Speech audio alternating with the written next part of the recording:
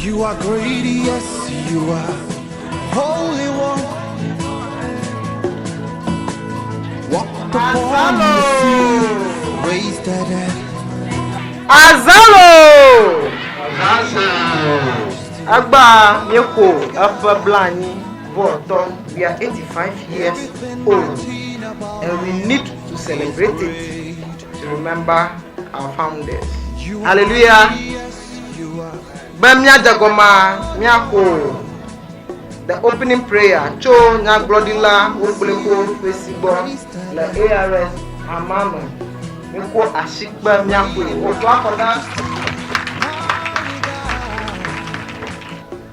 Yadogbera miaƒe gɔmedzedze dzi kple nu nano wo mawu fofo la mawu vi la kple mawu gbɔgbɔ kɔkɔe la ƒe ŋkɔ me amen.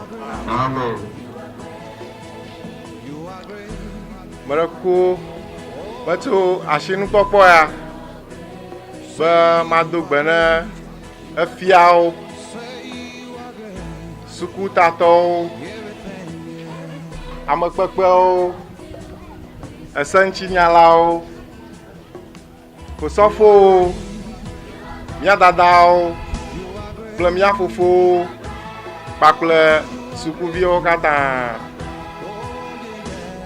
gbedziwo mazã ŋkpɔkpɔ ya mada akpe na mi be nyemebui be wɔ kpem be nyamava kpe ɖe aŋlɔ awɔ me fia sukua ŋuti woɖu azã ya o ale be yemexɔ nyanyanana ƒe agbalẽ ya edzi edzɔm ŋutɔ womebui be enye Mawu ŋutɔ ƒe kafukafu kple dodoɖedzi wotsɔ nam le susu ma ta edɔtɔxɛ aɖe alo dɔtɔxɛ dzi Mawu dɔ mi ɖo ɖo míaƒe dɔveviwo dometɔ ɖeka nye be míaɖe gbeƒã dziƒofiaɖuƒe la kple Aƒetɔ Yesu Kristo ƒe vava vevelia alo zigɔdze velia kɔ ne mi yi afi sia afi ya nu sia nu yi wɔ ƒe míeyi nu sia nu yi wɔ ƒe wokpe mi ɖɔ ya enye míaƒe dɔveviwo dometɔ ɖeka ta mi wɔnɛ godoo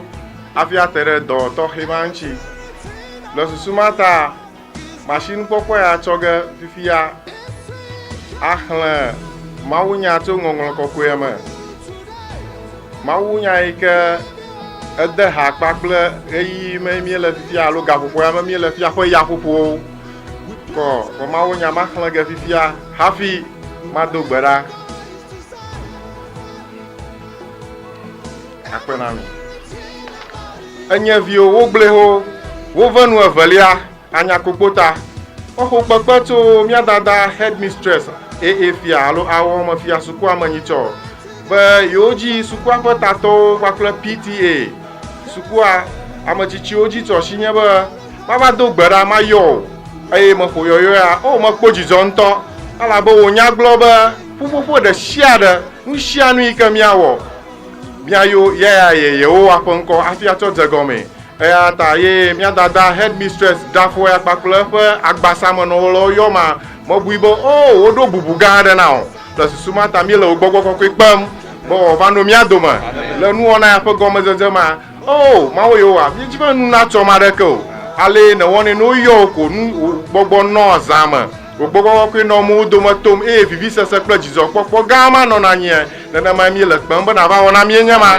suku ya nye suku yi ke mía dadawo gɔhɔ de egbanye hã mekpɔ menuveve le ƒe blaenyi-vɔ-atɔ̃ ya eye mele adegbe ya dom na wo wove nuƒo mawu gbɔgbɔwo mexlẽ le ŋɔŋlɔ kɔkɔe me fia ne gbɔgbɔwo le mía dometɔ ɖe me le afia sukuviwo lo nufialawo lo alo amekpekpewo doma wove nuƒo mawu metsi atsitre ɖe ŋusẽ triakɔ yi ne tsɔ dɔ mi la dzi hele mɔ dom gbɔgbɔ ma be wòʋu adogo tso anyigba nyakodu ya me eye nyawo ne gblɔ ɖe nyakodu ya ŋua o wove nuƒo mawu nana be enyamewo katã nave me eye míele afi ya gbea dom ɖo fia míekpem be nava dze gɔme ayi dzi awu nu kpli mi le Yesu Kristo ƒe ŋkɔ me amen.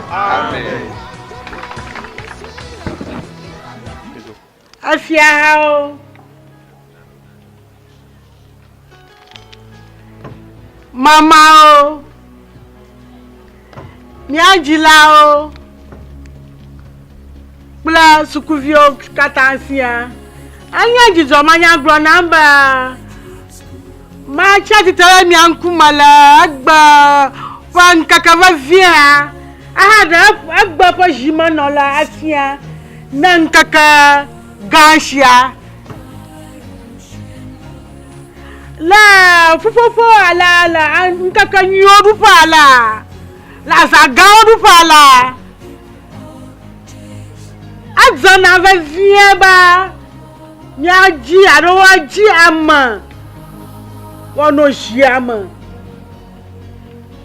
Ahaɖo kuɖɔ ne wɔna be míaku vɔvuvo na de ʋutɔkɔ. Amewo li fũu edzena wɔna vevia gake zi geɖe ame ɖeka koe nɔna zia me. Eya ta eyi míete ŋkua míaƒe ŋku tso mía fofo vevie aɖe. Mía fofo ya anya ʋɔnudrɔ̃la gã, anya amegã ne goil dɔwɔƒea, anya sukuvi xoxo dometɔ ɖeka na AA fia basic school. Alebe wòdogo le 1965. Adakita secondary school aye wòdogo le 1970. Adogo le Bishop Herman College le 1972. Alebe wòde sukukɔkɔ gã yi ke nye Cape Coast University aye wòdogo le 1975. Alebe wònye teacher adoduia. Anya senior inspector na tax dɔwɔƒea hafi axɔdzudzɔ. Alebe wònye kristotɔ adoduia. Alebe srɔ̃ kple viwo le esi. Míaƒe zimenɔla anye anyakotɔ adoduia. Alebe nenye be nu ɖe sia ɖe wɔm le anyako ne mele mɔ enua matsɔ afɔ o. Eta matso mɔnukpɔkpɔa aɖe míaƒe zimenɔla fia ne egbe ƒe wɔna vevia. Eyae nye míaƒe lɔya Chris Akume.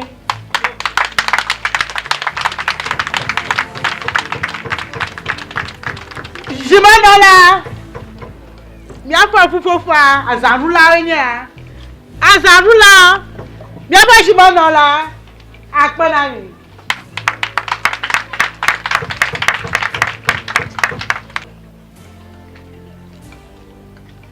Mawu nunɔlawo, enyagblɔɖilawo, sukuya nunɔlawo, enufialawo, sukuviwo, amekpekpewo dzilawo, mi katã miawoe zɔ.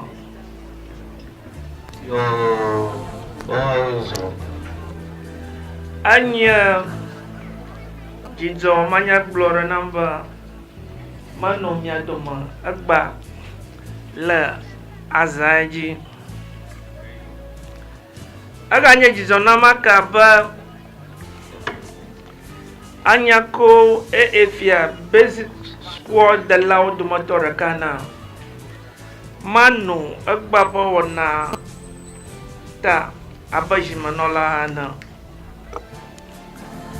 Abe alo gblɔe na mi va yina medogo le AA fia middle school 1965 ye medogo. Emie wɔ kɔnta biara eƒe blane ƒe eve katã nye efia. Mawu ŋku nam be eyi mieƒe bla enyi vɔ tɔ ruma Oto shie jinha ike matoko pobla na vove ike nya duma tututu ba mana nya jimano lana.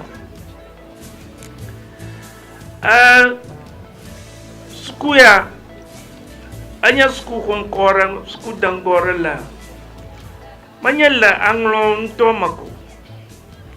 Akala gana katama.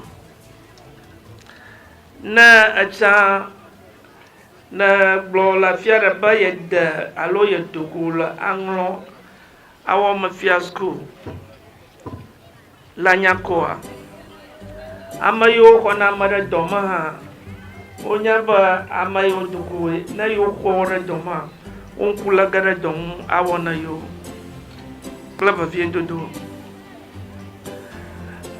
ma bleple dada bala anglo ntoma now school yom alo la Volta region now basic school so yom amai vasre mi apo dodo ya no yo school bukaka o aton anyako efia ajabono o matamama maron ko jiba mi apo do na ha fa viento la school alo waye ko do na hanya adoye ka adango mia fosku plapla mia fon fialonya fiala dodio ikamo fana la opodo na unchio magabla pleda that never 1965 ayo national essay competition la Ghana kata or basic school alo elementary school so mia maton ye o chanto fia la fia ba mia banglo na nan for essay competition na alaba it was a national competition. At the end of the day la Ghana kata anyako efia yela valia la Ghana katan la essay competition. Monsieur Barata Alaba amaya mia pa no lanya Reverend Amayumba Dovlo alaba mie ira ho ava ho Pacific balance alaba nyame anupuma anyela valia la Ghana tuko katana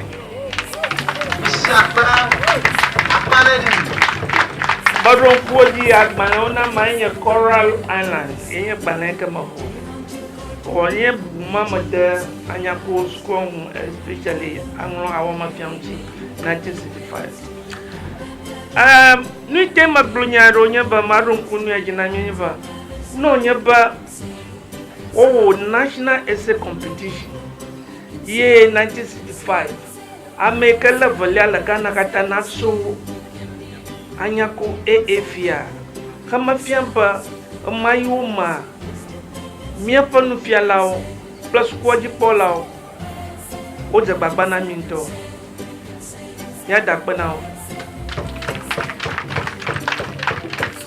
agba odon to garo mo la bokaka azaba emia lila mia panu wana roma mia akpo panu wana adazeshi adabubu toke onchi alaba ovio la gba lo pop moto onyaba opa do ovaya mi po itazashi amayuma banla sosro yenyenwa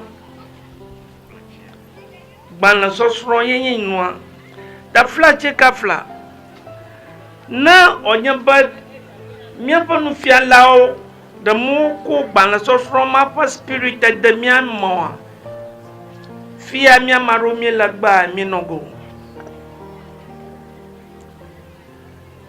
atana verse potaskuya library no miashi banlo kata ono ma nyamanyana agala na nama agbamo ye period la nyashila no nusosroma a library ga at least once in a week adango ntong yama yiga fu rokoma agblo va vientena scuvio ba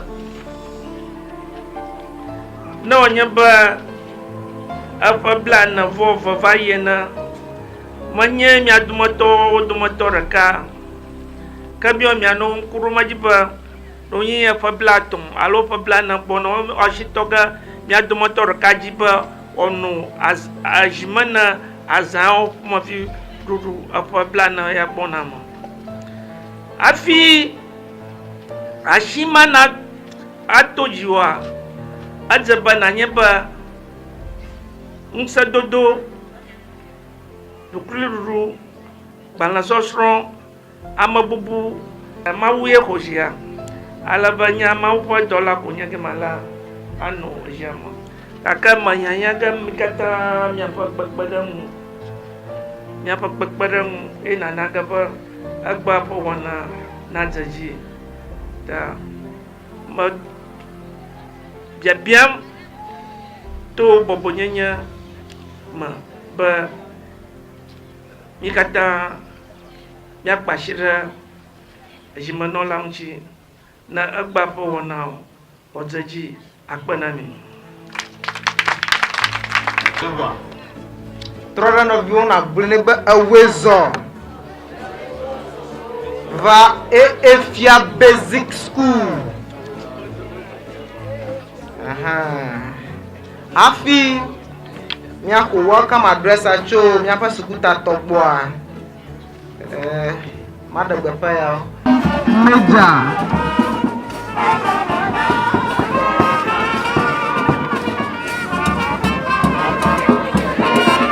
Nasban akanami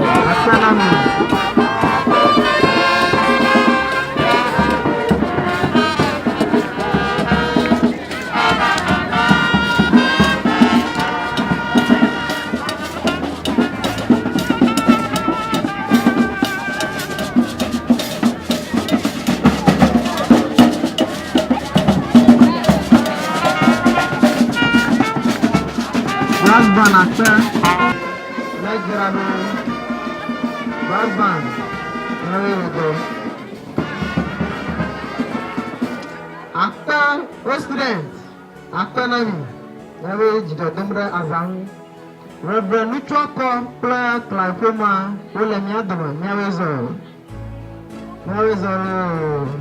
yawe Mola Bachogi, Platakradi, Badama Foma, Wole Miadama, yawe Tukatupaka vugara rachate, Nabia the photo ba anyako, kana gara chate. Avugaro le miadama, chama na tonga na foto regala ba. Azaro!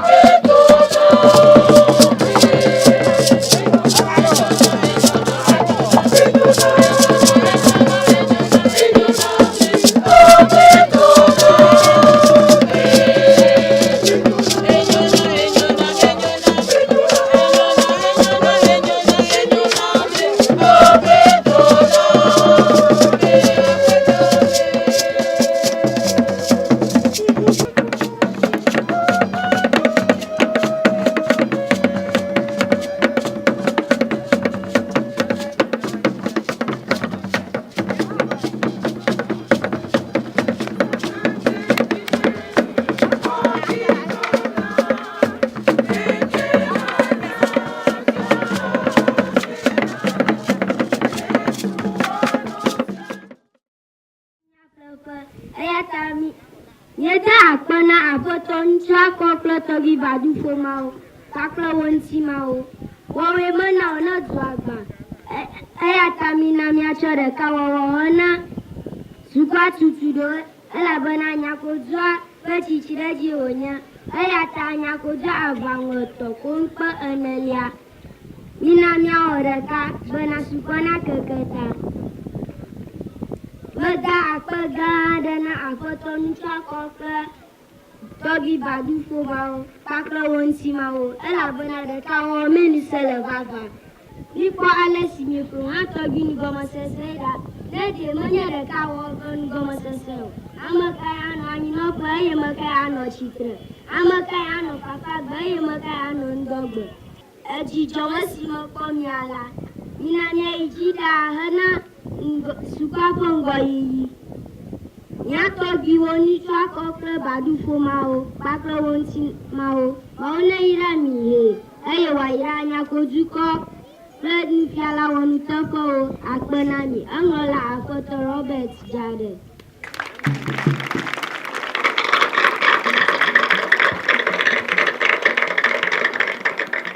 Ya tanga si akpene uma ajagba. Mala makara kia, mala sila kia mama na yolo. ARS. Body school. Matenu atio. Nyama na nyola, sukwa matenu ajo. Miawenya sukwa feke. Nyama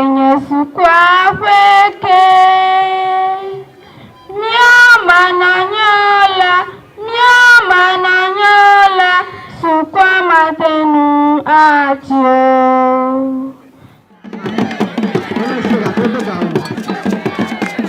Papa, kita orang yang balas lagi.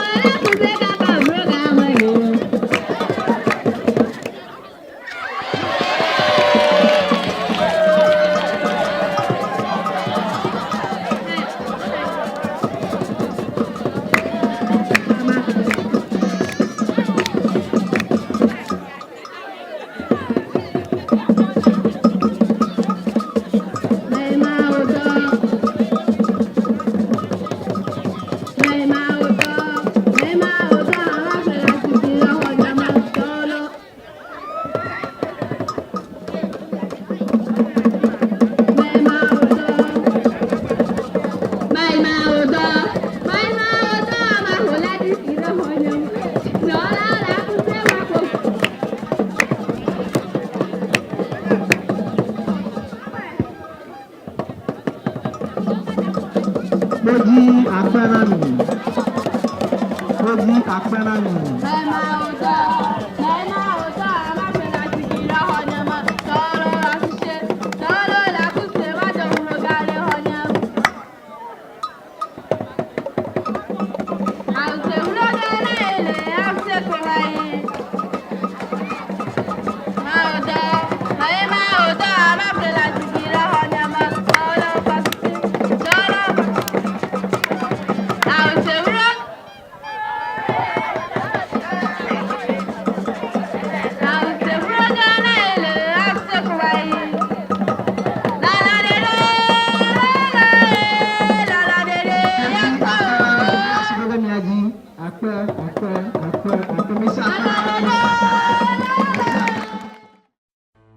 Ajie dwe ma la gbagba to ama maka ai maka